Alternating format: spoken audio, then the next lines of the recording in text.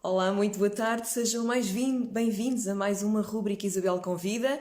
Já há algum tempo que não vinha aqui no Instagram, tenho feito também diretos através do meu Facebook, portanto, e hoje, final da semana, tenho um convidado de luxo e é tão bom começarmos o fim de semana com uma referência na área da gastronomia. Foi considerado durante muitos anos o chefe, um dos primeiros chefes que trabalharam durante e que abriram caminho para estas novas gerações.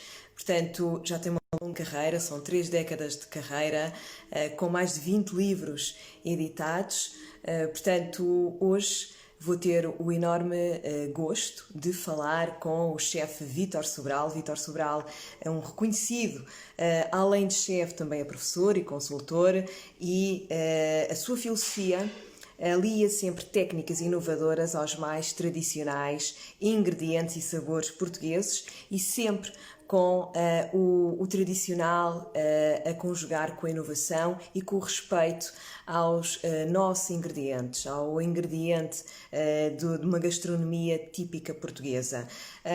Como eu já disse, é um longo currículo de mais de 30 anos, conta com mais de 20 livros, em que é autor ou coautor. Entre as suas publicações estão os livros As Minhas Receitas de Bacalhau, que foi uma obra vencedora em Portugal e no Brasil, e destacar também os livros Petiscos da Esquina, uma obra que reflete a sua cozinha à volta das esquinas, das quais a lusofonia tem especial destaque, e receitas lá de casa. Portanto, atualmente já tem, e nós também vamos falar sobre isso, sobre os teus restaurantes e um pouco também do seu percurso. Portanto, e também aqui esta parte consultor gastronómico em algumas das empresas onde faz este trabalho de consultoria. Portanto, já temos aqui o chefe Vítor Sobral, vou convidá-lo para entrar aqui à conversa comigo. Estou a aguardar aqui uns segundos. Opa, olá, Muito boa bom. tarde. Aqui muito próximo já da hora do jantar. Qual parece a cabeça? Isto é metade da cabeça na hora, está ótimo. Tá bom, Tudo bem? tá tudo bem. Muito obrigada, chefe Vítor Sobral, por ter aceito este meu convite. Aqui estava eu a dizer muito próximo da nossa hora do jantar e, e Agora, começo por lhe quem é que perguntar. me está a ver a hora de jantar? Como é que é possível, não é? É, é, no final de uma semana, à hora do jantar, é arriscado eu fazer um direto, mas nós somos assim. Portanto, e só também dizer que este direto depois fica disponível no IGTV e podem acompanhar o direto quando quiserem, mas desde já é um prazer ter aqui um Obrigado dos pelo convite.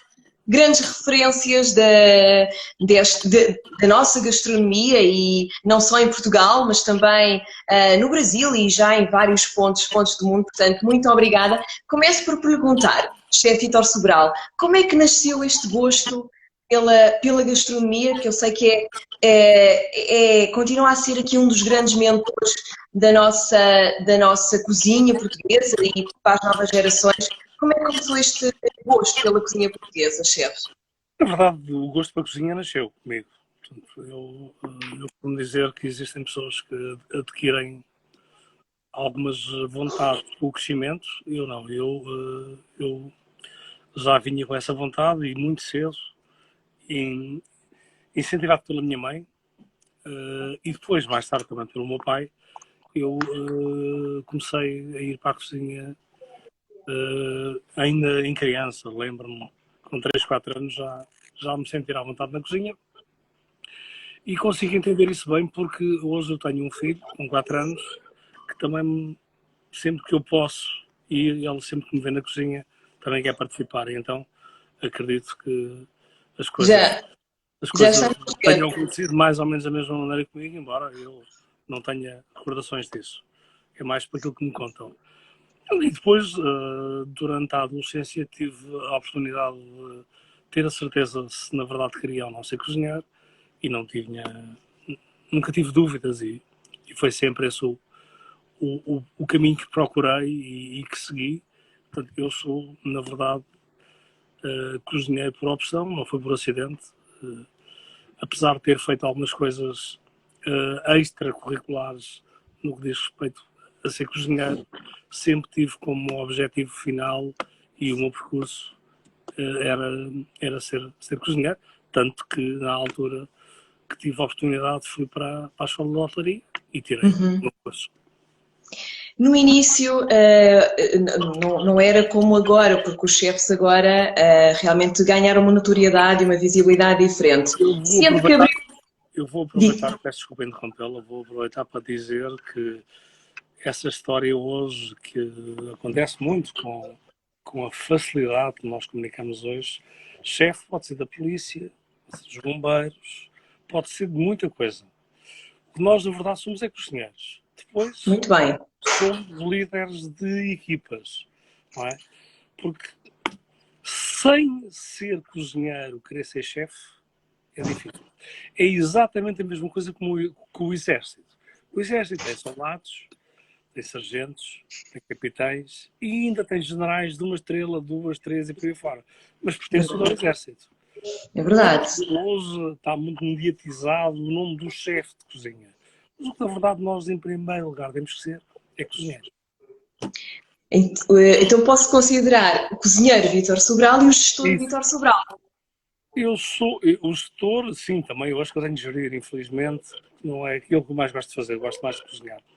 Mas, na verdade, o que eu acho é que, tudo bem, tem que se chamar a quem lidera na cozinha o termo que se usa é chefe, mas o que eu acho que é importante é a pessoa primeiro ser cozinheiro, depois ter capacidade de liderar. Ok, pode virar chefe de cozinha, mas ninguém começa na cozinha como chefe de cozinha. E, embora hoje, eu há uns anos atrás tinha uma expressão que era chefes de Knorr, e um dia estou com alguém da Knorr e disse, pá, deixa de dizer isso porque prejudicas a Knorr, porque a Knorr tem muita coisa que é só misturar água e está feito. É verdade. A cozinha tem que se aprender a melhor cozinhar e depois pode ser líder e virar então chefe de cozinha, mas sem ser cozinheiro é difícil. E eu pegava mesmo aí nessa sua afirmação, sem ser cozinheiro é difícil. E a sua cozinha tem uma inspiração alentejana? Também tem, porque é assim, na verdade a minha matriz toda familiar é do Alentejo. Eu cresci com os costumes e com os hábitos alentejanos, só que tive o privilégio de começar a viajar muito cedo e a perceber a importância que tinha a cozinha regional portuguesa e depois a cozinha em geral.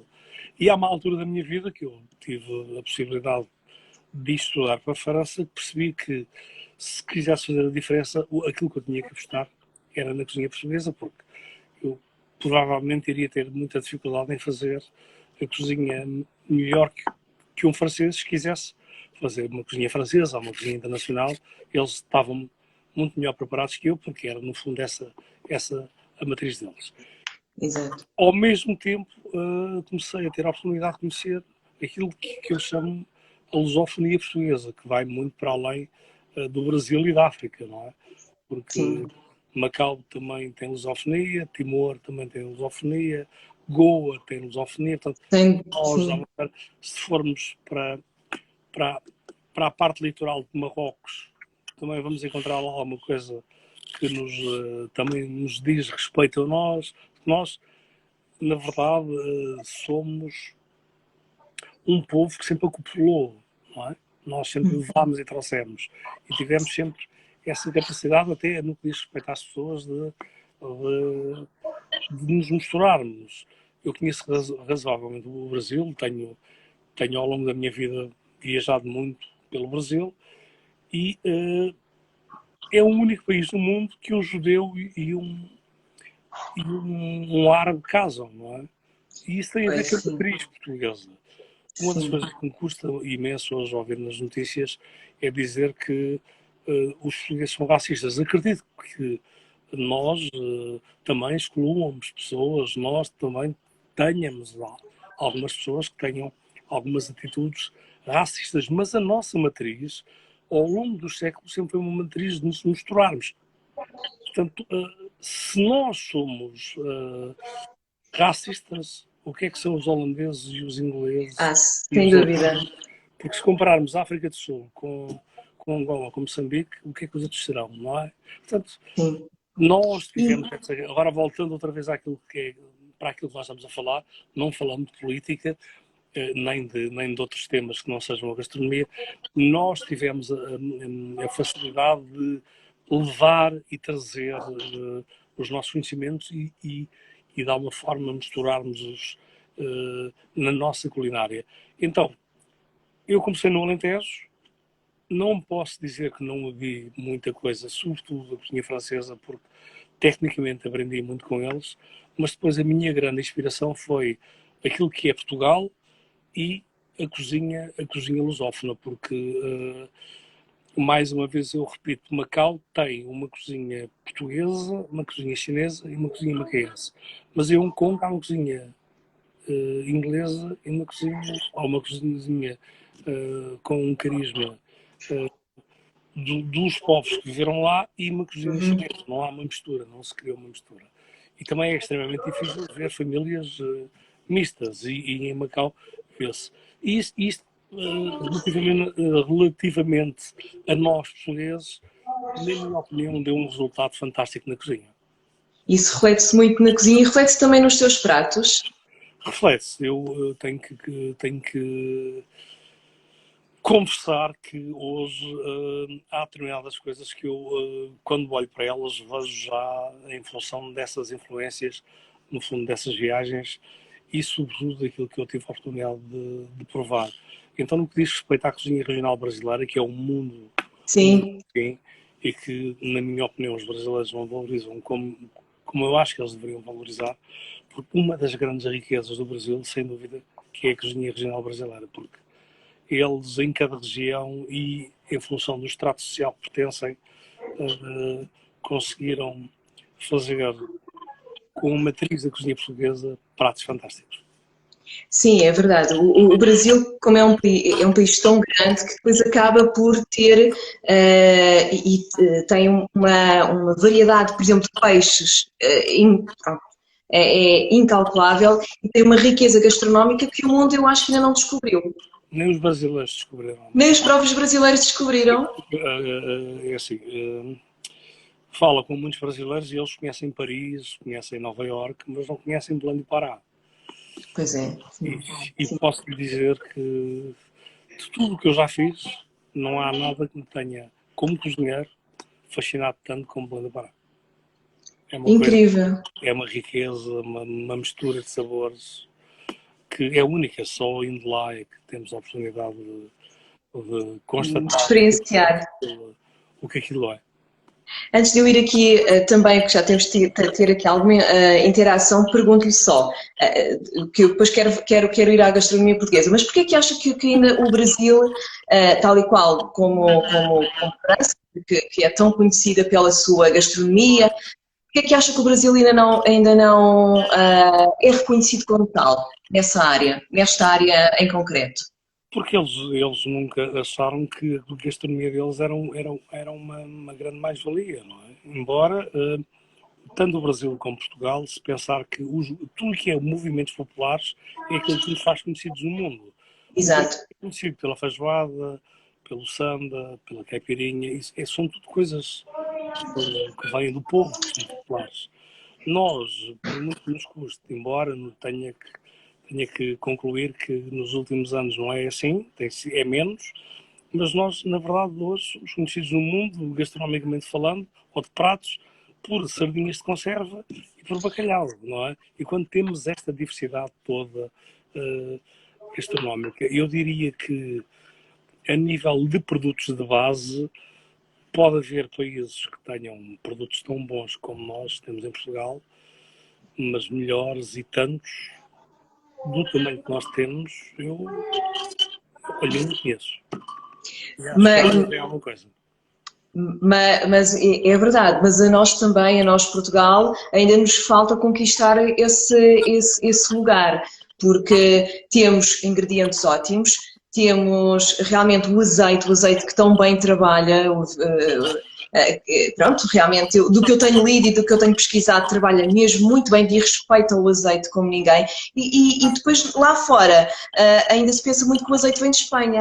Portanto, este é um trabalho que nos falta fazer. Não sei Mas se nós, é de divulgação, de promoção, de marketing, de comunicação, é nos falta comunicação. fazer. A marca Portugal tem pouca expressão, tem pouca força.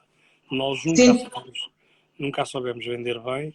Eu acho que tivemos nos últimos anos uma oportunidade única de, no fundo, nos colarmos ao futebol e poder alavancar essa marca Portugal.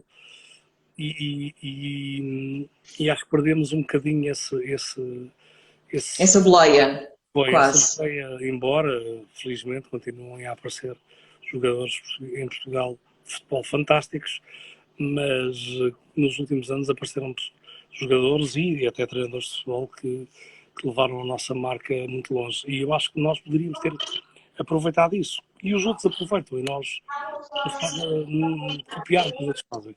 Ora, a nossa força no que diz respeito à comunicação dos produtos e da cultura gastronómica portuguesa não tem sido feita direito. Porque o que temos e o que somos, ou como somos vistos, há uma distância muito grande. Eu diria que é o 8 para 80. Nós temos 80 e vemos só como 8. Pois esse campo das percepções é muito importante. Temos tudo, mas depois não conseguimos a parte fundamental, que é... Falou do azeite, vai a um aeroporto em Nova Iorque, por exemplo, e vê azeite australiano que custa 3 vezes mais que o nosso. Pois. E, sinceramente, primeiro a Austrália tinha que ter oliveiras com 150 anos para fazer um azeite idêntico ao nosso. Eu não diria melhor para o nosso, idêntico. Agora imagino que há 100 anos ainda não havia uma oliveira na Austrália. Incrível, e nós já falta-nos também capacidade de trabalhar a marca, embaixadores, bons embaixadores, porque nós temos bons embaixadores, quer dizer, mas depois não sei, falta-nos aqui a máquina a funcionar, de alguma forma. Eu acho que melhorámos muito, mas muito mesmo nos últimos anos. Sim, sem dúvida. Mas mesmo assim, como nós estamos muito atrás dos outros, temos que agora trabalhar e temos que nos esforçar mais nos próximos tempos. E estes tempos que vêm aí, temos mesmo que fazer isso, porque nós temos que vender mais, temos que chegar aos níveis de turismo que tínhamos, porque toda a gente agora percebeu que andava toda a gente a dizer que tínhamos turismo a mais. O turismo é fundamental para a nossa economia, temos uma grande exposição ao turismo e temos que vender mais, temos que nos valorizar mais e garantidamente vamos ter que trabalhar mais para repor tudo o que estamos a gastar agora e que não estamos a ganhar. Não tem outra hipótese. Já vamos também tocar sobre esse assunto. Quero só aqui também dar conta de algumas interações que temos recebido e tenho aqui um comentário. Quero aqui dizer que a melhor coisa que me aconteceu durante esta caminhada como cozinheiro foi trabalhar consigo, serve de referência em todas as casas por onde passei. Portanto, o W. Baguai, que creio eu, deixa-lhe esta referência. Mas, alho francês, boa tarde, venho só dizer aqui que o primeiro livro de cozinha que comprei foi o Entre Tachos e Tabuleiros. E que velhinho esse livro já. Portanto, eu tenho este ar jovem, mas já ando cá há muitos anos. Mas afinal a cozinha também rejuvenesce, porque já há mais de 30 anos que está entre tachos e panelas, portanto... E acho que vai fazer 34 anos em janeiro. 34 anos, portanto já é aqui uma vida. Só não deixando aqui passar, Rafael Pinto diz, grande chefe, aprendi muito, portanto... aqui também deixar aqui a referência que aprendeu muito consigo. E Ruben Silva, Masterchef, um senhor da gastronomia portuguesa. Muito bem. Exatamente, pronto. E acho que passei aqui todos os comentários que não queria deixar passar nenhum. E estávamos a falar de turismo, estávamos a falar realmente que antes da Covid aparecer, comentava-se muito, temos muitos turistas, há muita confusão e agora nos falta essa confusão e a retoma vai ser complicado. Sentiu isso está a sentir isso nos seus restaurantes? Como é que... Quem me dera estar a dizer que senti e que já não sinto. Não estou a sentir isso. Coisa pior.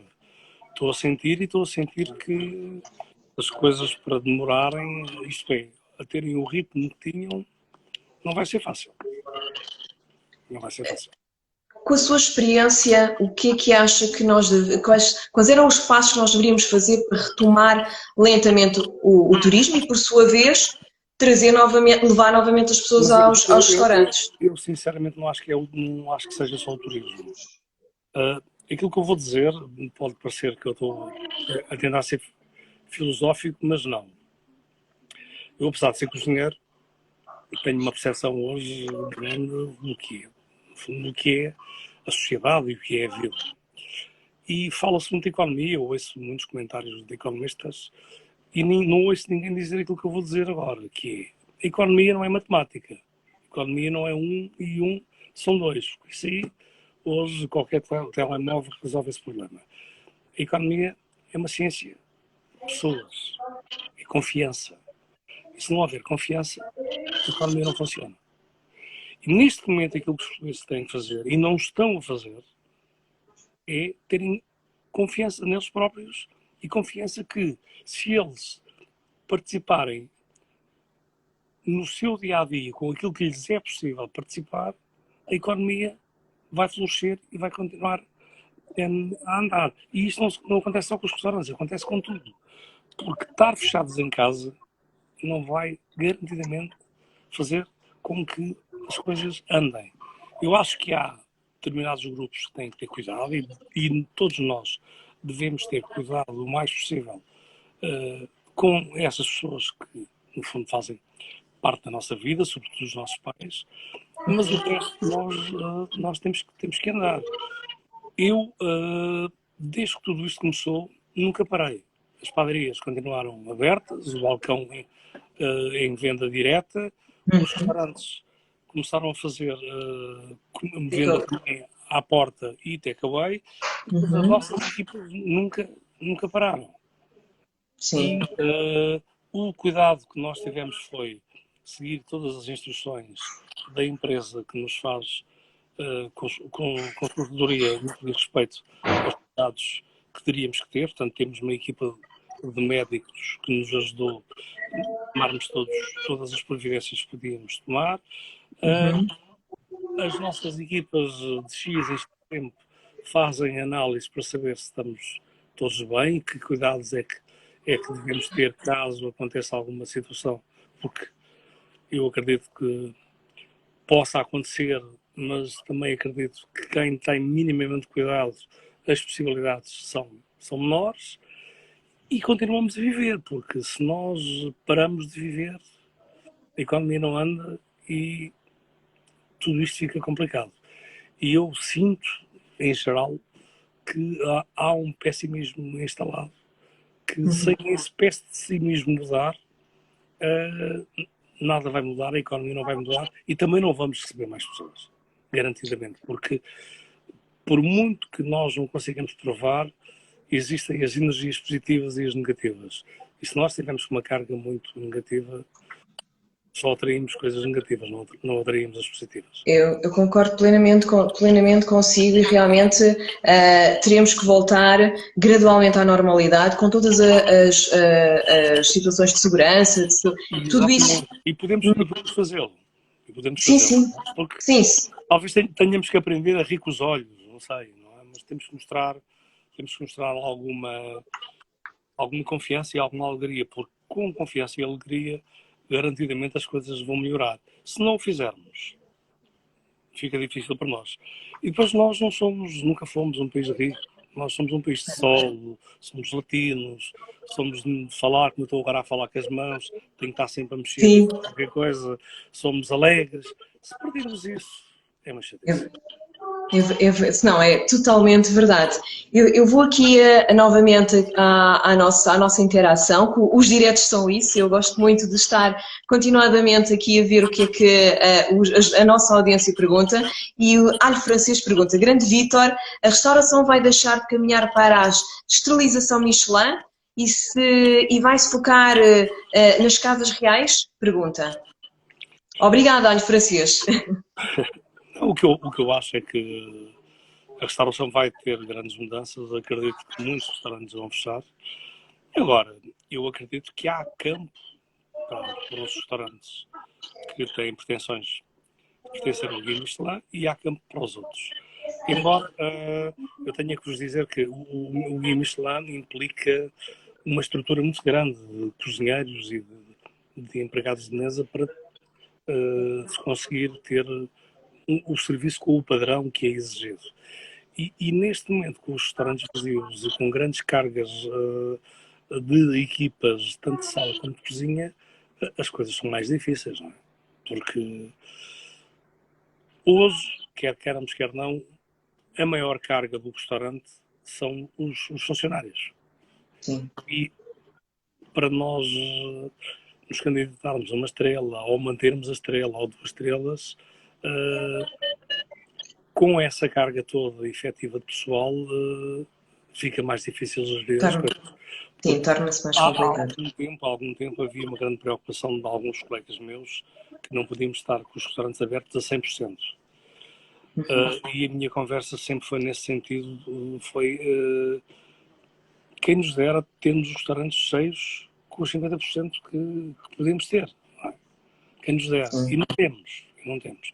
Há um dia ou outro que sim, acontece. Felizmente a mim já me aconteceu bastantes vezes, mas a verdade é que dos 50% que eu posso estar aberto, nem todos os dias tenho restaurantes cheios.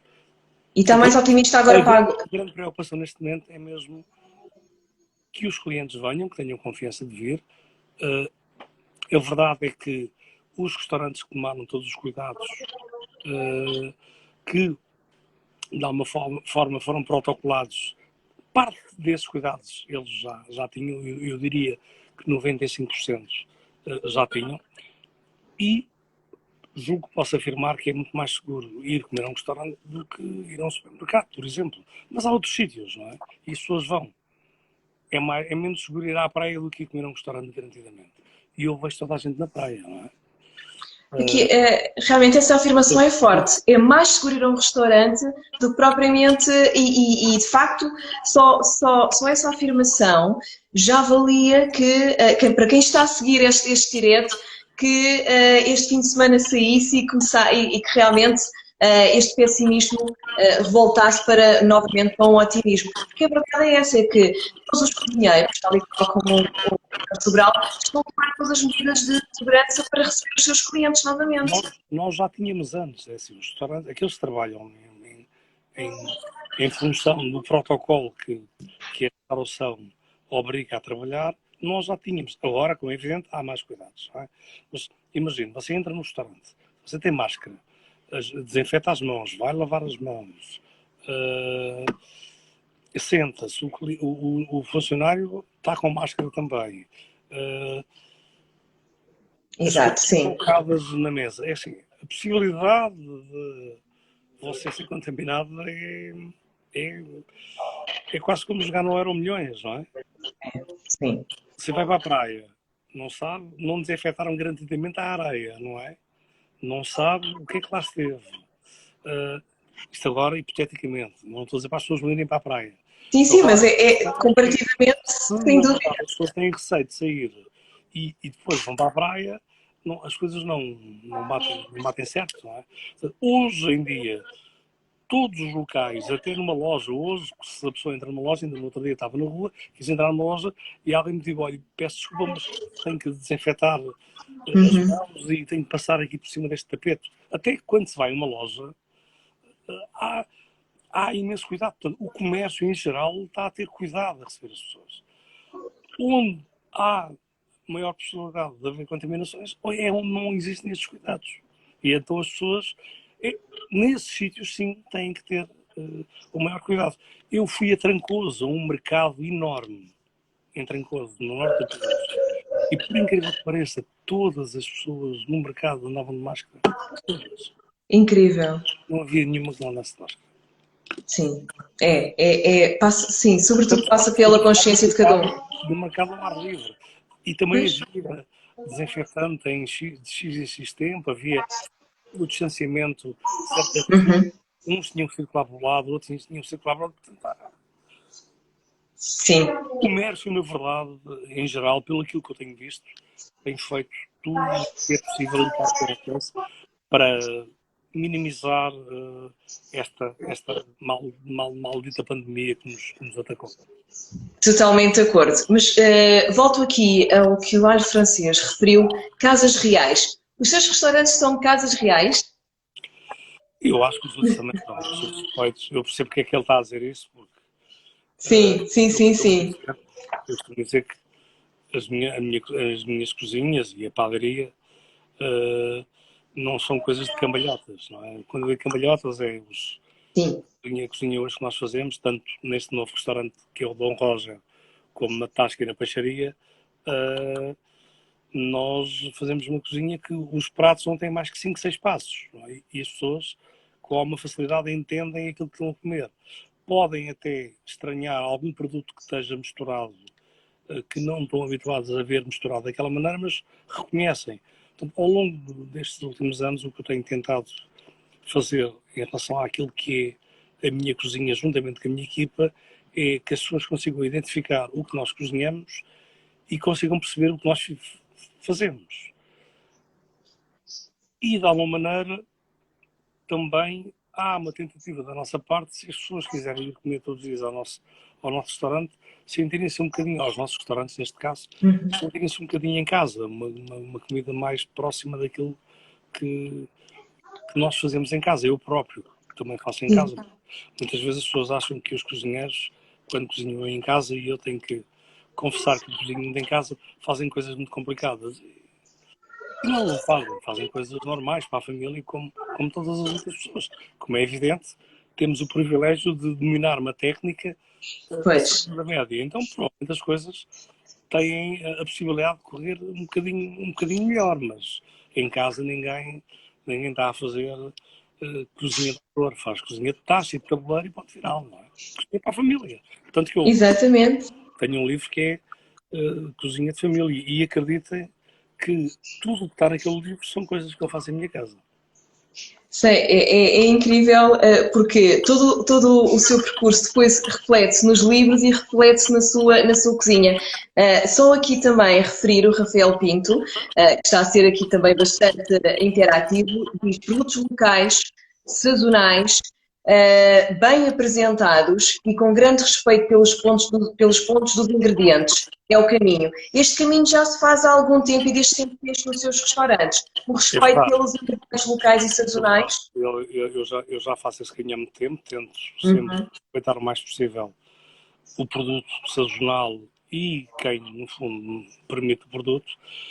Talvez seja das poucas coisas boas que a pandemia trouxe foi haver uma proximidade maior com o agricultor, com o pescador e com o produtor, porque há aqui uma altura que se quebra um pouco a cadeia do revendedor, do retalhista, não é? E então isso aproximou-nos da fonte.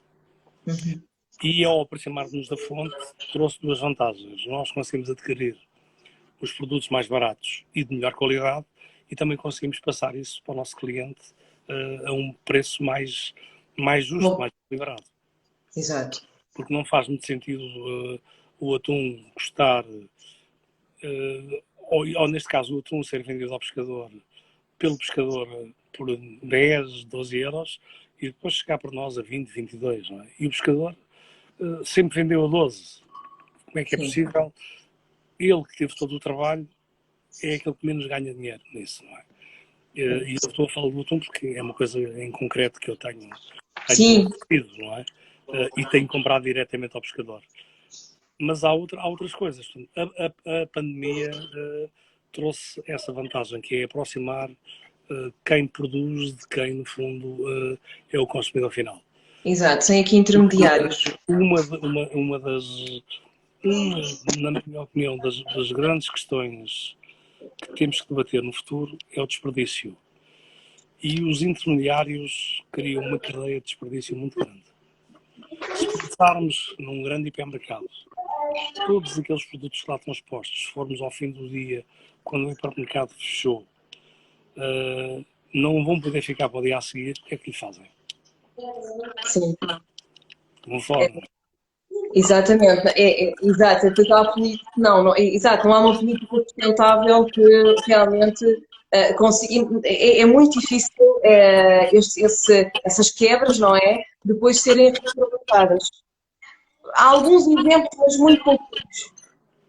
Com a dimensão que há e com a quantidade que há de supermercados, ou neste caso de hipermercados, fica difícil. No que diz respeito a produtos frescos, fica muito difícil.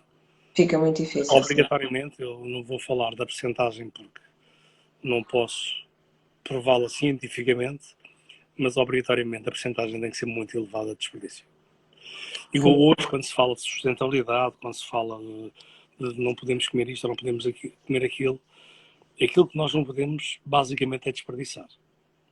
Pois. Estar realmente a abater ou animais, ou a colher plantas, ou a pescar peixe que depois não consumimos, isso sim, isso é um sacrilégio. Agora, tudo o que for pescado, colhido e abatido, se for consumido, provavelmente diminui muito o desperdício. E outra das coisas que nós também temos que perder é o hábito burguês que temos de consumo, porque uma carne bovina não tem só lombo e vazia, tem lombo, tem vazia, tem chambão, tem carne para cozer, tem fígado, tem dobrada. Portanto, se abater um animal, esse animal tem que ser todo comido, não é? Não podemos, concordo plenamente. Não podemos comer só bife do lombo ou bife de vazia. Exato, aqueles cortes mais novos. O que nós, na verdade, temos que hoje todos lutar é para que não haja desperdício e para que se utilize tudo, não é? Sim, sim. Se tivermos isso bem feito, então podemos depois então vir discutir outras tendências. Porque não é, hoje, na minha opinião, não é muito importante se a pessoa é vegetariana, se é vegana, se come tudo. É importante é termos esta consciência. Porque se eu for vegetariano e para eu comer uma alface tiverem que se desperdiçar 10, o que é que adianta eu ser vegetariano? Exatamente. Mas, se eu for vegetariano e se eu comer essa alface e ela for criada com tudo o que é de pesticidas e sei lá mais o que para eu poder de uma comer 10, não adianta muito. E se formos falar dos produtos industrializados, tudo piora. Portanto, o princípio tem que ser, tudo o que se faz tem que ser comido. Depois, temos que tentar despoluir o planeta de pesticidas, de químicos.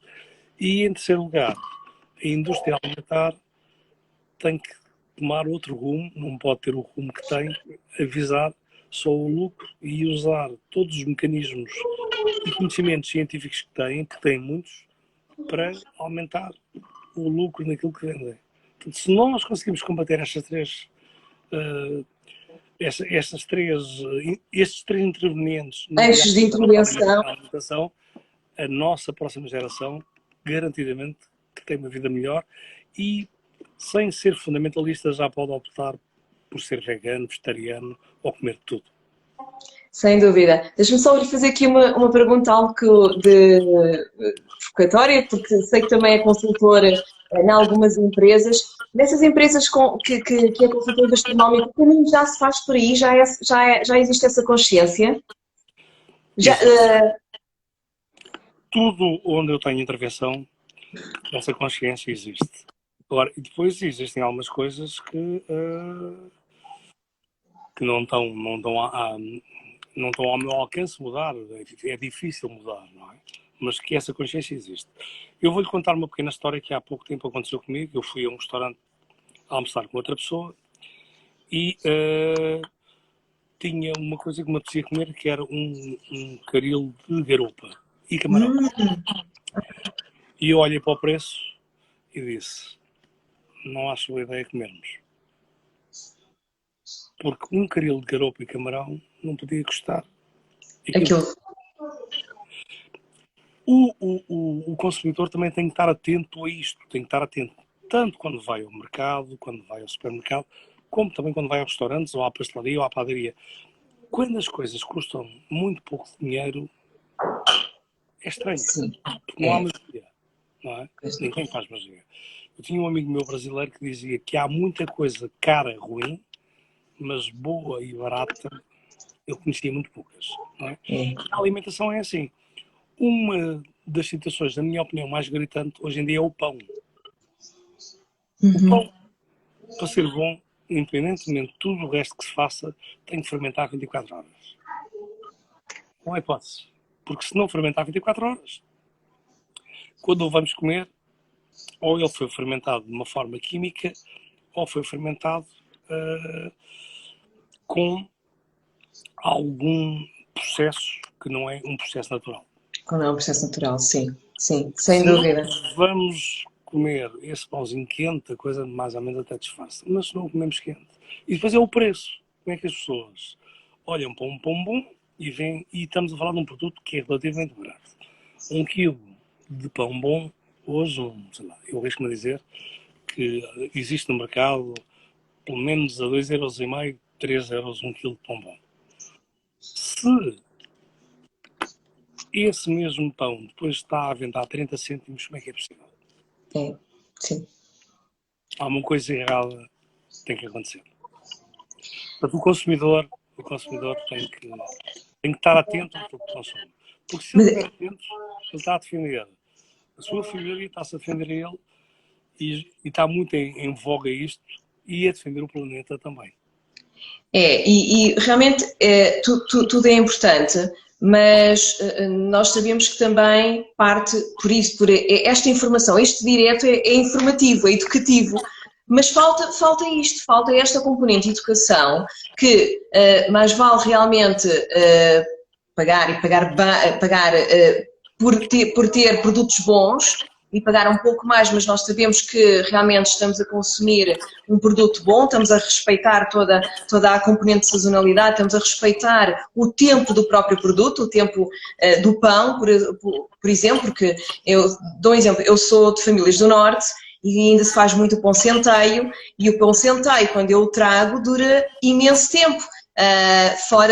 Realmente, são pães grandes, portanto eu congelo metade e a outra metade ele dura imenso tempo e o sabor está lá tudo. Porquê? Porque ainda é feito à moda antiga.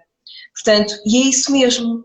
Se tiver um pão bom, agora imagino que você tem poucos recursos financeiros, se tiver um bom pão, se tiver umas boas batatas, um fio de azeite e um bocadinho de sal e vinagre, você não morre à fome.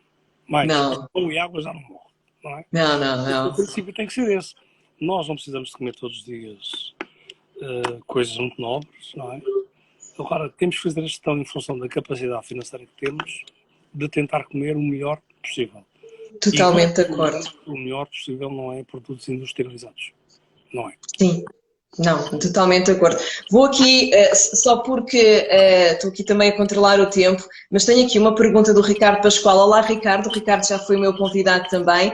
E pergunta, e como pode o mercado ajustar-se a preços justos e produtos sustentáveis, quando culturalmente estamos habituados a almoçar por 8, 10 euros, tascas de bairro, durante a semana? Pergunta ao Ricardo. Obrigada, Ricardo, pela tua pergunta.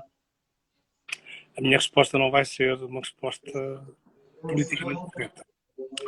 E é mesmo assim que tem que ser. Há uma coisa que é extremamente importante e o consumidor também tem que perguntar, que é, o consumidor tem que perguntar se está habituado a comer por 8 ou 10 euros o preço das coisas, porque ele vai comprar. E provavelmente quem consegue vender assim, eu só tenho no fundo, uma constatação, é porque não pago os seus impostos que devia pagar, porque senão não conseguia vender assim. Outra das coisas é acabarmos o mais possível com os intermediários.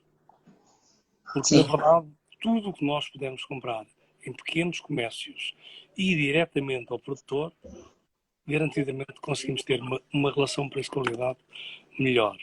Agora, a verdade é que nós hoje somos um bocadinho comodistas e é muito mais, perdemos muito mais tempo noutras coisas do que ir às compras, ir comprar as coisas onde nós achamos que podem ser melhores. E para fazer isso tem que na verdade, ser uma prioridade para nós fazê-lo. Eu todos os sábados, apesar de ter uma vida extremamente ativa, vou fazer compras para a minha casa, para a minha família. E eu consigo arranjar isso. Eu até podia ser prático, agarrar, levar do restaurante. Não, faço questão de ir comprar. Faço questão, inclusive, de separar aquilo que é o restaurante e aquilo que é a minha casa. Claro, eu vou aos mercados, mas eu vou a um mercado comprar a fruta, vou ao outro comprar o peixe e a carne. Não compro tudo no mesmo sítio. Às vezes, no da fruta, compro peixe, mas carne já não compro. Porque tenho os sítios que me dão garantia daquilo que eu vou comprar para a minha família, não é? Isso dá trabalho. Pois não. Sim, sim, sem dúvida que Faço outra coisa. Se vou viajar, tenho cuidado de deixar as coisas minimamente preparadas porque lá em casa já se habituaram àquele padrão e se o padrão desce, é uma chatice. Exatamente, não, e depois há reclamações e nós há reclamações Há um muito pequenino que não tem filtro de reclamações. Então é sempre em frente. Não é? e esse sempre que é o mais pequenino que nós devemos sempre ouvir, porque sem filtros é sincero. Esse é. Sem dúvida, porque é interessante, é muito interessante ver também o seu percurso familiar. Aliás, já não, tenho imensa pena, já não temos tempo de ir aí, mas tem os três filhos, ou seja, são idades tão diferentes que consegue perfeitamente ter ali um encontro entre três gerações que é fantástico, não é? Em casa. Isto é, ao longo dos anos tem dado trabalho, mas hoje tenho as minhas compensações. Sem dúvida, Há uma coisa fantástica que é, apesar da diferença de idade que eles têm, a ligação que os três têm, parece que tem ali um chip que os conduziu no que diz respeito à informação que eles são os três irmãos. Incrível, fantástico, fantástico. Vítor Sobral, eu agora ia lhe chamar chefe Vítor Sobral novamente. Não pode-me chamar. Reflexões finais para este nosso direto. Eu quero novamente agradecer mesmo muito a sua disponibilidade, porque sei que é difícil para si encontrarmos aqui uma hora e desde quando eu o convidei disse logo que sim, portanto agradecer-lhe imenso. E reflexões finais para este nosso direto. Em termos de este nosso futuro imediato que está aqui, como é que, já falámos muito sobre o respeito, sobre a sazonalidade, os ingredientes, realmente ir ao encontro dos bons produtos, o respeito pelo produtor, mas gostaria também de ouvir estas reflexões finais. Eu acho que a reflexão final é voltar um bocadinho àquilo que nós falámos antes, a economia e tudo isto só é possível se nós formos confiantes e formos alegres e de alguma maneira transmitirmos confiança ao próximo. Sem isso, nós vamos passar muito pior do que estamos a passar, mesmo. Porque sem recursos tudo fica difícil. Ninguém consegue andar para a frente. É verdade, esta confiança. Nós, tão dependente de serviços, pior. Sim, sim, sem dúvida. E essa cá começa em Portugal. Tem que ser os portugueses a ter essa postura, essa confiança. Porque isso depois também se transmite. Porque se os outros vão nos visitar e nos veem cabisbaixos, vão também ficar cabisbaixos e vão levar a mensagem que estamos querendo. Sim. Eu sei que a altura não é a melhor, eu sei que a situação é realmente ruim, muito ruim mesmo. Nunca foi tão ruim. Acho que os humanos, desde que estão vivos, nunca passaram nos últimos séculos uma coisa tão drástica, não é? E que a informação a girar tão rápido e que todos tivessem conhecimento do que é que está a acontecer, mas só com confiança é que nós conseguimos contornar isto. E Concordo. sem uma economia sustentável, tudo fica muito difícil. Sem dúvida. Portanto, só aqui também ir uma última vez aqui ao nosso fórum. O Checo Marini diz: confiança, a tasca e a peixaria, adoro. Portanto, obrigado. Alho Francês, um luxo assistir a este direto e confiança e coragem, diz o Ricardo Pascoal. Sem dúvida que é uma economia sustentável, a confiança, a influência da positividade que nós temos tão boa e realmente o nosso bom tempo. Eu moro aqui na Zona Oeste, em Mafra, e temos excelentes exemplos também de boa gastronomia. O pão de Mafra, que também é tão bom. E que respeita o seu tempo, e que respeita aqui também o seu tempo. E desejo-lhe muito sucesso, continuação de muito sucesso para os seus restaurantes e para todos os seus negócios. E mais uma vez, obrigado pelo convite. E o meu sucesso não é para mim só, é para mim e para a equipa toda que trabalha comigo, que são muitos, e se eu não tiver sucesso, eles também, de alguma maneira, vão sofrer com isso. E é isso que as pessoas têm que pensar. Se todos nós não tivermos sucesso, há aqueles que podem estar mais bem preparados para o insucesso, mas a maioria não está preparada para o insucesso. É verdade, sim. Boa tarde. O segredo está na boa equipa. Bom jantar. Um bom jantar também para si. E até breve. Muito obrigada. Obrigada a todos que nos acompanharam e até à próxima sexta-feira. Muito obrigada. Obrigado.